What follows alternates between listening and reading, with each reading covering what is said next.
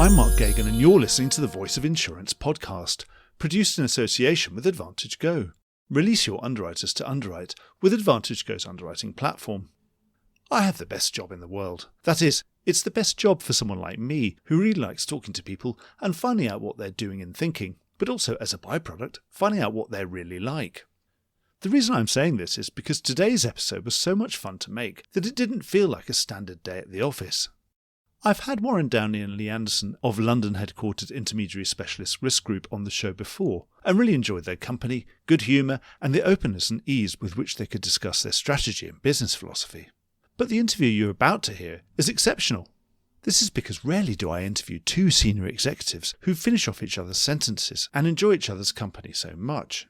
The trigger for our podcast was a change of investors that has brought blue-chip players Warburg Pincus and Temasek into the fold at a reported valuation of over £1 billion. So perhaps that's why the conversation was so animated. Whatever the reason, what follows is a very enjoyable romp outlining the strategy and culture of an incredibly successful broking duo. What is SRG going to do with its new investment? The answers are all here, and that's because of the two people in the room with me. A minute ago, I said I have the best job in the world for me. It seems obvious to me that these two would say exactly the same about their jobs. Warren's the first to speak. Enjoy the podcast. Warren and Lee, welcome back to the Voice of Insurance. We're back. Great to see you again.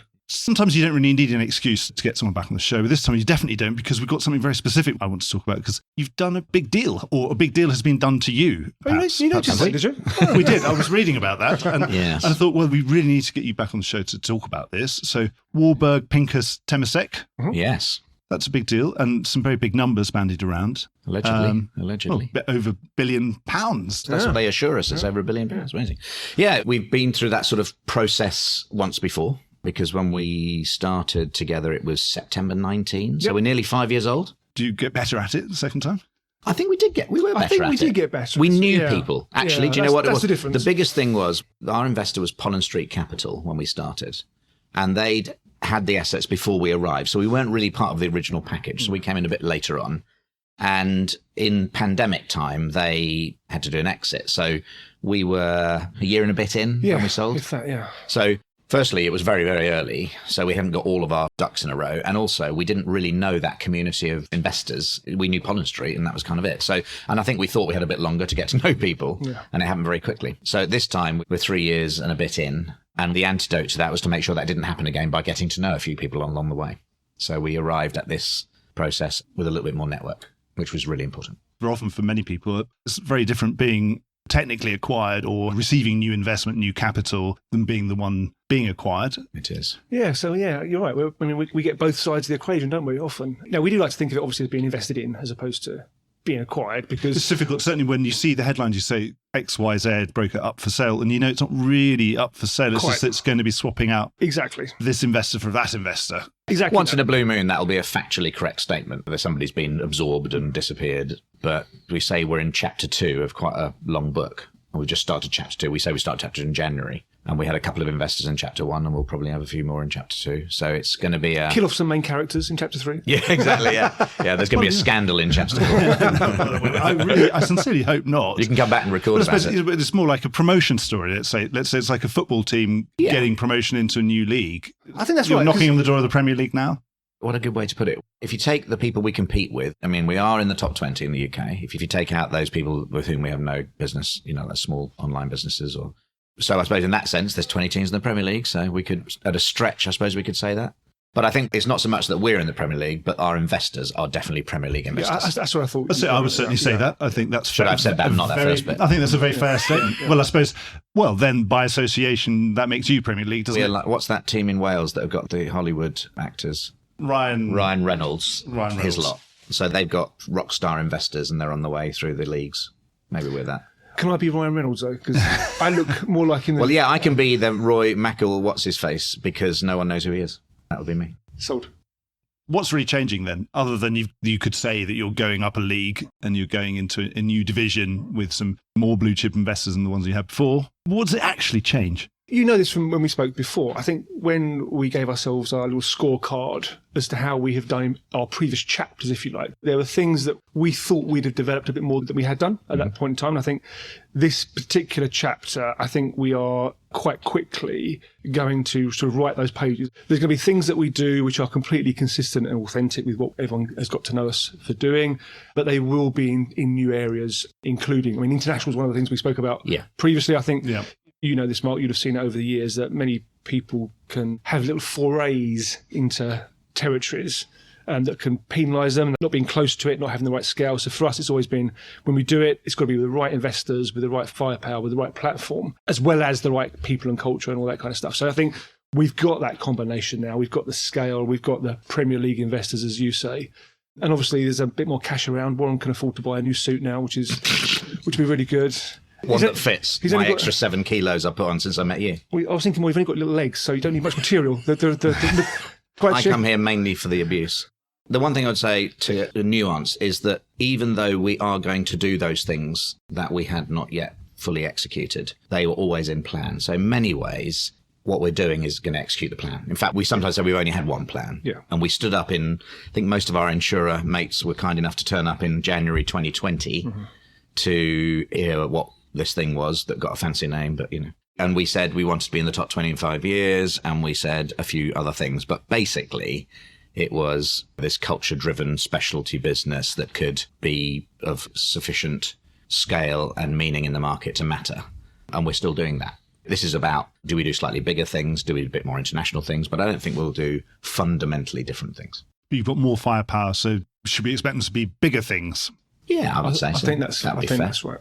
You can only do the things that you can do, and timing and all those things being everything. But I would say over the span of this next 5 years, I would say that on average, you probably see us do slightly bigger things.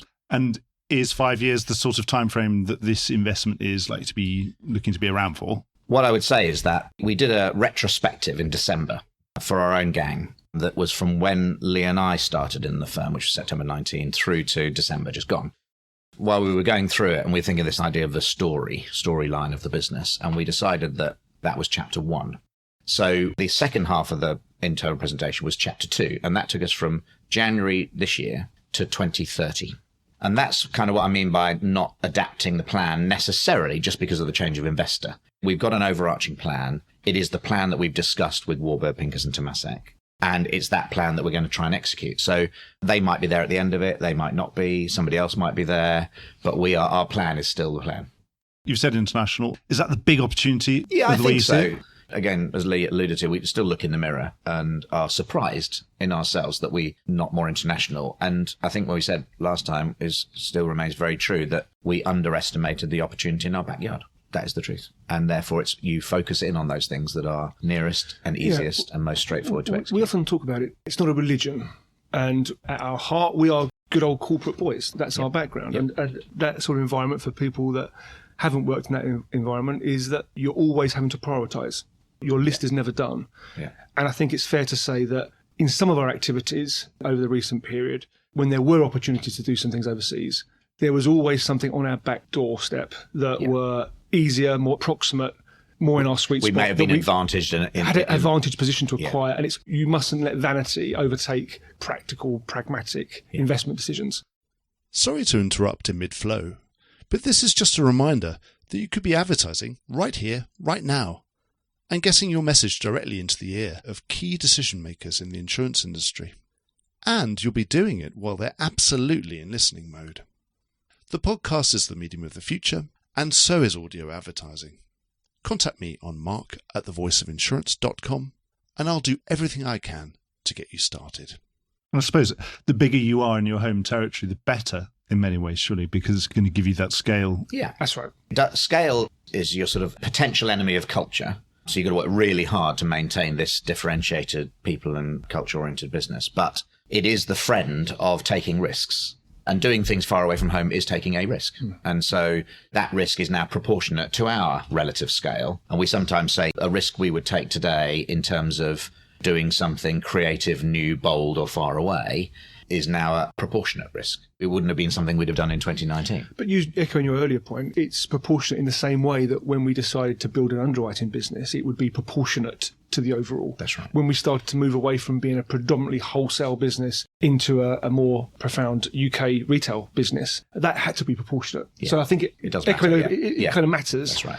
You will not find that at any point in our next couple of chapters that we've suddenly that our MGA is the thing and everything else is a tack onto the side, because we're trying to build this sort of multi-legged stool and we want them things proportionate to each other. And at the moment, our international business is disproportionately small, and therefore we're going to get onto that. You talk about distance being the enemy of culture. Often when people talk, sitting in London, they talk about going international. What they mean is actually going around the old Commonwealth plus the English-speaking peoples, as Winston Churchill would have described them. Yeah. Is your ambition greater than that? We're looking east, it's fair to say. We said to somebody the other day, east of East London, which I quite like. So Europe and Asia, we don't have a particular passion for entering the US.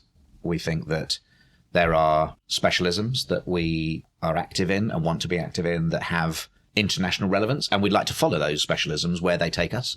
And some of those will take us into North America. But in terms of being a business of scale, that's not on the agenda. It's one thing where I don't think scale leads to the inevitable conclusion that you must be in the States. That's where I think, as a statement, I don't think it's an inevitable consequence of Certainly scale. Not at our scale. Exactly. Quite. No. Having lived and worked and run insurance businesses in Europe and Asia, there aren't many Scandinavian businesses thinking, oh my goodness, I better get hold of a business in the US. That's a market in its own right, with its own disciplines, its own opportunities, its own dynamics. Same in Asia. No Vietnamese or Malaysian brokers saying, when are we going to open in New York? That's a burgeoning market with low penetration, lots of interesting risk dynamics. So we want to be in these places in Europe and Asia, the right business for that territory. So we're penciling you down for Sweden, Malaysia and Vietnam. I wish I'd picked better ones. those are lovely ones for all my Swedish listeners. Hey, buddy. But we definitely want to be in, I'd have said probably Vietnam, the Andaman Islands and Madagascar, I think would be the first three international operations. All great holiday destinations. Well, I suppose more seriously, where in those territories? This is half of the 2/3 of the land mass of the world, I think we're talking about. So where are we? I think if we told you that, it would make it harder to do. So what we would say is that... that's going to put the price up of any potential seller if they knew you were coming, yes. I think the point is... We like to surprise people. Yeah, as you know, because we do most things bilaterally, we like most things to be a surprise as when they happen. So we try not to give too much away. Well, what we should probably say is that in Europe and Asia, boldly saying that the UK and Ireland are somehow different to Europe, we will be physically present in Europe and Asia this year. Yep. But we will pick our places, our specialisms, and our style of entry appropriate to each market. But you're right. Historically, the style was you go overseas in order to secure placement into London. That is a very old-fashioned mindset. That is not us. That is not what we're trying to do. No, I was going to ask you about that because, yes, I've worked at an outpost in Madrid and it was very much sort of, well, what are you sending to London? And there is still, that dynamic exists. It tends to exist much more in the very large, very complex. And we have been, to date, a friend of the mid-cap company. Yeah. So it's less true for us than it might be for a global energy business. But I remember arriving in Singapore in 2015, and I'm going to say a little bit more than 50% of all premium flows into our specialty hub in Asia went on to London. And I left in the summer of 2019. And at that point, it was about 15%. So to us, if you're going to build a business in some of these places, you build a local business for local opportunity in local market. And presumably you'd grown that business. Yeah. Oh, yeah, exactly. So, proportionally, it was a big change. And that culture is about serving those clients where they are. Yeah. And being involved in specialisms that are relevant to that market. There are places in the world where we would be very active as a marine broker, for example, and we're not active as a marine broker today in London. Mm-hmm. So it's about being relevant and being local. We're not trying to be overlords from London.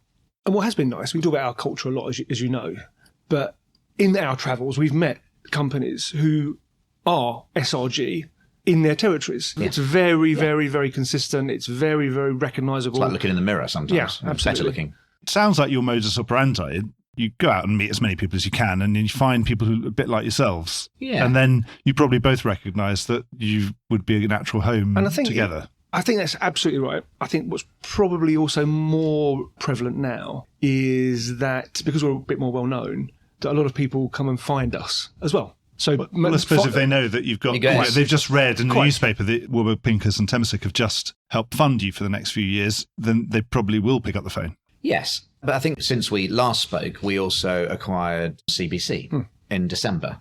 And CBC was very much that sort of typical how we like to do business, which is getting alongside a people and culture driven business that when we looked at each other, we thought we would be able to describe this to all of our people as a fantastic move. Then the rest was detail. And we think about that same internationally, is you can sit in a room with a broking firm in another country and you can describe what they're doing and you say, I wouldn't do it like that. We don't quite operate like that. And therefore, we're not just going to be investing because we can. We're looking for the arc of culture and that arc of specialism. And what about that risk, those cultural risks of you misunderstanding each other?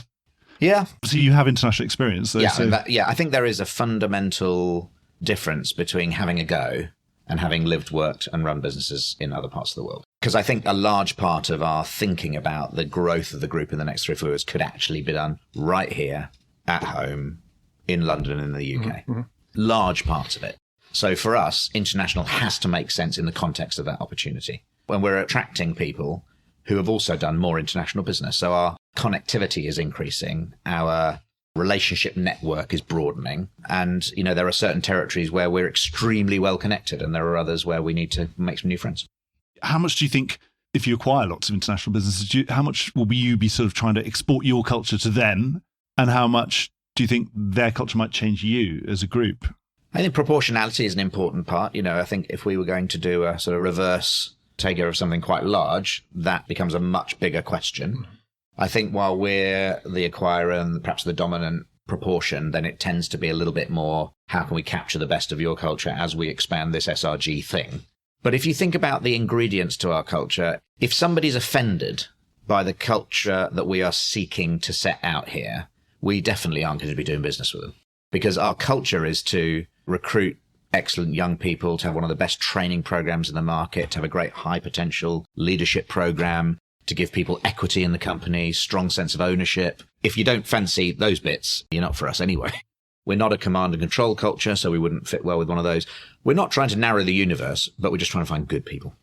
Why don't you give us a bit of an update since we last spoke, sort of where you are in terms of size? Because it was just under a year ago. You moved quite fast, obviously, especially some of it's inorganic. Yeah. I mean, roughly we're 650 odd people, just on 650 people. About a third of those sit in our retail business in its entirety. We put about £1 billion of premium into the market, UK, quoting sterling here for everyone listening. And broadly, I mean, it shifts every time we acquire something, but broadly, from a revenue perspective, 40% retail, 20% underwriting, 20% wholesale, and 20% international. 20% international wholesale. So that's where it is today.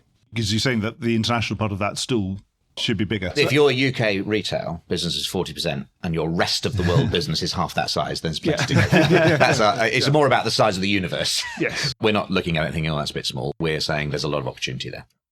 One thing about Warburg and Temasek is that they're involved in all sorts of insurance ventures around the world. Would that mean there might be some collaboration, that kind of thing, coming out of this, being you're part of a network? Yeah, perhaps. I mean, I think it's much more of an investor-style relationship rather than a... It's just, you're not seeing it as not that as an opportunity. Not really. I mean, that's not the reason for doing the deal. I think their scale, their presence, their brand, their connectivity will do nothing but help. But it's not that which is the purpose of being part. Yeah, I'm sure a business like Temasek probably owns stakes in a lot of very nice clients that you would like to, I'm sure. to talk to. But my experience in those things is you've got to go and win those clients. But maybe you'll get a shot at it. A warm intro. Maybe you'll get a warm intro, yeah. But I would say that Temasek in particular, who would be less familiar as a name, I guess, to most people than Warburg Pincus, but have a 300 billion under management and are absolutely enormous and the second largest investor through private equity in the world. Their connectivity and their reach is astounding. And Warburg themselves is an experienced insurance investor. We're not going to suffer from their networks or their knowledge of our industry or business, but I wouldn't say we're joining a network of some kind. The rationale was because you're a good investment. They think they're going to make some money and they're going to help you make some money too. What about I was just looking around the room, and three of us have quite grey beards. But Lee's is slightly more, so it's got a bit of red still, which is good. But we seem to be, Warren and I, I'm almost 100% grey now. So what about in your own personal ambitions? Would this be your last big deal? Oh, gosh, that's an interesting question, isn't it? I mean, You never know. You never know. But you can't predict. I mean, I think what's getting a bit irritating is that we are not the youngest guys anymore. And we used to be. For a little while there was this sort of mid to late 40s kind of cool thing going on. Now we're just old farts like everybody else. So we're both 51. But if we were Americans, we'd have 30 years to go, wouldn't we? Yes, that's true. But we're not. So maybe it's only 20. We are enjoying it. That is the truth. And, you know, when you're enjoying something, it's hard to see it. It'd be a loss to not do it. And at 51... when we're in chapter 2, there's a long way to go. There's a lot to go for. Yeah. I think there's going to be a lot to go for. I think we'll be here for the next It's a long time before you're non-executive chairman. Oh, God, yeah. That kind of thing. We wouldn't be any good at that anyway. God, no, we'd be poking our nose in and telling people what to do. So you'd be told to get lost by the young, Exactly. exciting CEO you've hired. Exactly. Yeah, that would ruin my whole self-image that I am that young guy. You always said that you want to get to a stage where you can just sit at home on LinkedIn and say all the things that you can't say publicly when you're employed. That's right. Just be that man. Yeah, when somebody puts some sort of weird announcement out and you want to go, that's rubbish, that's not true. I want to be that old grumpy old The man. amount of times we self-censor doing that, actually, when you write them and just never quite say that. Yeah. Well, I sincerely hope this little part of our exchange sees the light of day, but we shall see. We shall see. This is chapter 2. We are humble enough to say we are somewhat surprised that things are where they are, in the sense that we have executed our plan as laid out. That's absolutely what we've done.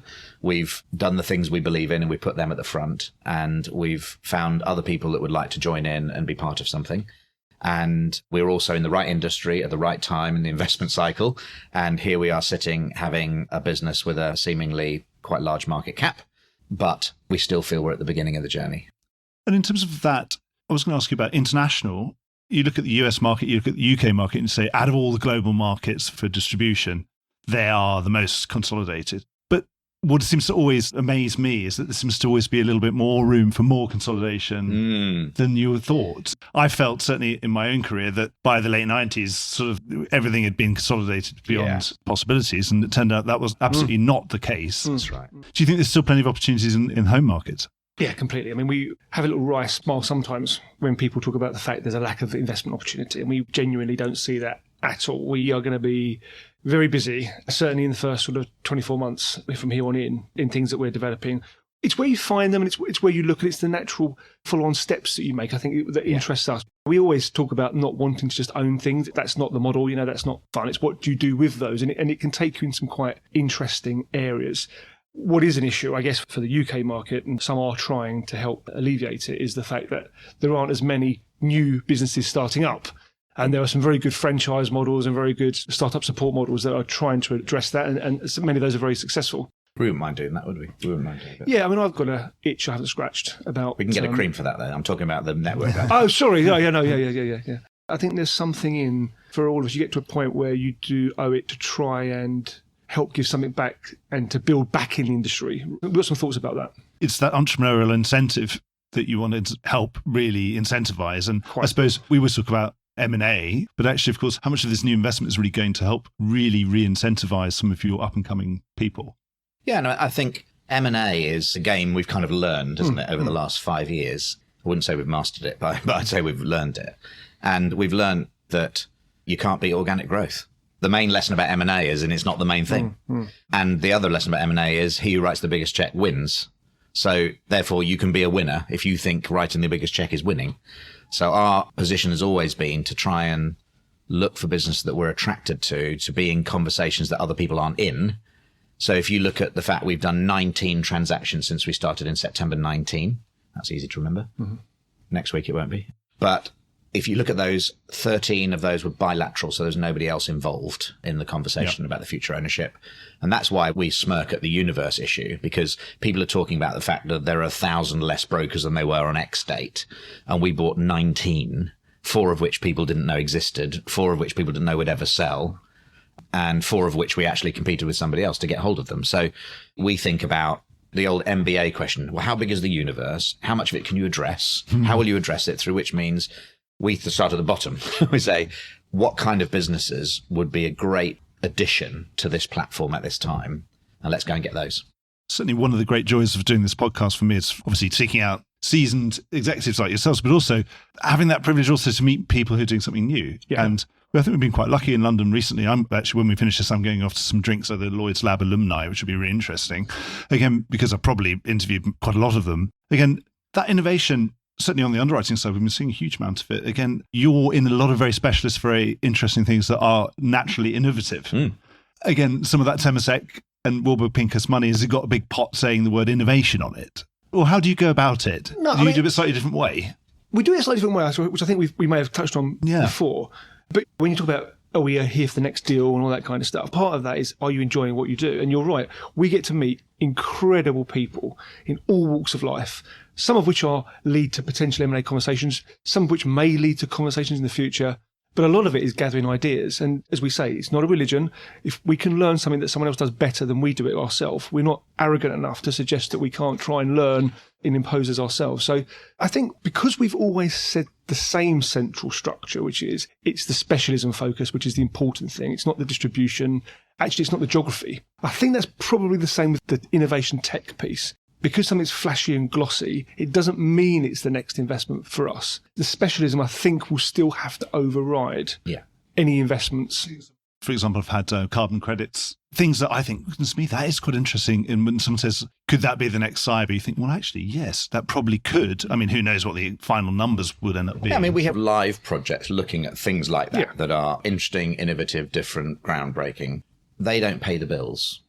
They might do one day, but they don't do today. And our view has been that, especially if you've tended to work one segment up from the very smaller customers, which we tend to do, we have a little bit of smaller, but we tend to be in that play. I mean, if you were distributing to the mass market, you would have an innovation hub, lab, whatever you want to call it, and you'd be finding out entirely new and innovative ways of getting to market and taking all the frictional cost out of it. Ours is still a people-oriented advice business. So we want to be slick, we want to be efficient, we want to run projects that lead us to interesting innovations, particularly around coverage and product and specialism, but we're not a tech business. No, I'm coming at it much more from are there any new products out there that you think are exciting? And again, I suppose you're not a venture capital firm yourself, but do you agree that you have to put seeds in different pots? And they would say they don't pay the bills today, but they could be the oak trees of tomorrow. Yeah, absolutely. I think you put it back in the previous conversation, is that as Warren said, we've always got 5 or 6 of those types of projects, and they're always proportionate in terms of time and investment to the scale of the company at the time. Yeah. So we flex the time and money that we make available to them, depending upon where we are at any one point in time. So at the moment, we've probably got a lot more of that than we would have had historically. Yes, that's fair. But we've always had a sector of, okay, let's have a look, let's have a try, let's have a play, let's spend some money, let's do some research. I mean, I would say that, some of our innovation, as opposed to, as you said, not so much digital, is we've done something fairly innovative in our MGA that was announced in the last couple of weeks, which is where we've gone from that. We acquired a number of MGAs. We hired a bunch of people that were specialists in their areas. And each one of those offerings has its own placement dynamic, capacity, arrangement, renewal date, quarterly review meetings. And we wanted to combine the best parts of that with having an overarching capacity solution. And so we've done that. We've announced that we've done a partnership with Accredited that allows us to do twice as much business as we currently do. It takes out annual renewal, so it runs for 3 years at a time. And part of our business is being an MGA. It's a better, smarter way of engaging with your capacity providers. So for us, that's a much closer to hand, executable innovation, if you like, and is done. Again, you're part of that story. This has been a big trend of the last 4 or 5 years. The hybrid capacity, longer term capital backing MGAs like yourselves. Something's going to stick around, and obviously you've bought into it. I think if you look in every business segment for what's your greatest opportunity and what's your biggest pain. And the biggest pain of being an MGA is constant annual renewal of capacity and concern about. It is crazy. You wouldn't, I mean, a balance sheet insurance company never has to think about that. No. They'll be there the following year and they'll write that business again. So you try to capture opportunity and address pain. And that's probably why that trend is there to stay. Well, I think we've spoken about everything that was on the list of piece of paper I've got in front of me that I brought with me. And we've added a couple of extra things that I'd forgot to put on the piece of paper. We haven't spoken about the market itself, but the market is the market. It's a good market, isn't it?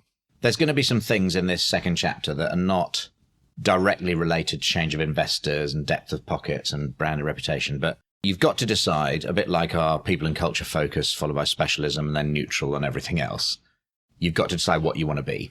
And I think in this next chapter, one thing we're particularly excited about is we've got a really big project on around social mobility.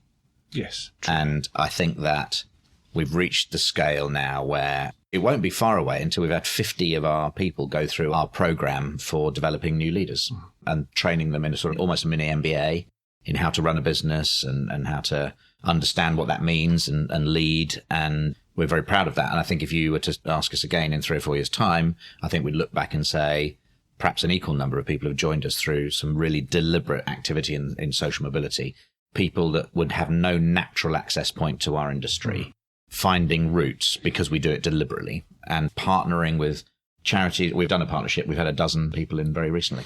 Yeah, we started last year. We started sort of doing mentoring and... Because you had your sort of shadow board as well. Oh, yeah, we still have that. Yeah, but this is more actually a physical partnership. But specifically trying to bring in people. Correct. New talent. Look, we love this industry. This industry is great. If you sat here and you pointed out some of the things that were less great, perhaps, you could say that throughout the years, nepotism has been particularly great in this industry. You know, people join through... I wouldn't call it nepotism. I'd just say that it was a well-kept secret, and therefore your mum and dad could tell you about it because they worked in it. And so it looks like nepotism is not necessarily true. Well, there is that. That is true. But there's also... They're the only ones who knew about it because they luckily had a relative who worked in insurance. That is true. But you also have corporate graduate schemes where only a lot of people have clients, the same sons and daughters surname of as the clients. CEO, Yeah, yeah. exactly.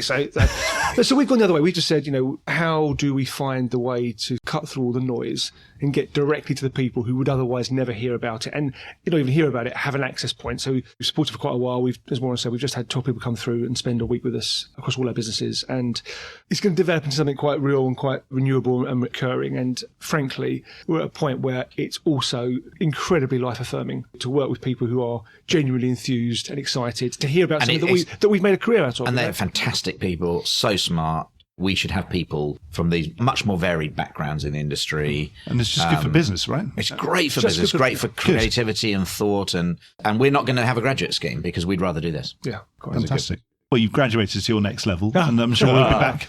We'll be back talking about whatever sometime in the reasonably near future. So thank you so much. Stuff. Thanks, Mark. Good to see you again. Thanks. Thank you. Yeah. Well, I hope you enjoyed today's episode. If you did, don't forget to subscribe or leave a like or a review or recommendation on whatever podcast platform you used to access this programme. These really help get the word out. Before we go, just a quick reminder that advertising slots are available here and in other places in the Voice of Insurance podcasts. Podcasting is the fastest growing medium and attracts a high quality audience of key decision makers. It's also an intimate medium where you, the listener, are right in the room with me and the interview subjects. Needless to say, that means it's a great way of getting your message out directly to an audience because you know you've got their full attention. It's also very cost effective. So get in touch with Mark at thevoiceofinsurance.com to find out how you could be speaking directly to the industry. The Voice of Insurance is produced in association with Advantage Go. Release your underwriters to underwrite with Advantage Go's underwriting platform. Voice of Insurance is produced by me, Mark Gagan. Music was written by Anna Gagan and produced by Carlos Gagan. Check out more podcasts and written comment pieces at www.thevoiceofinsurance.com.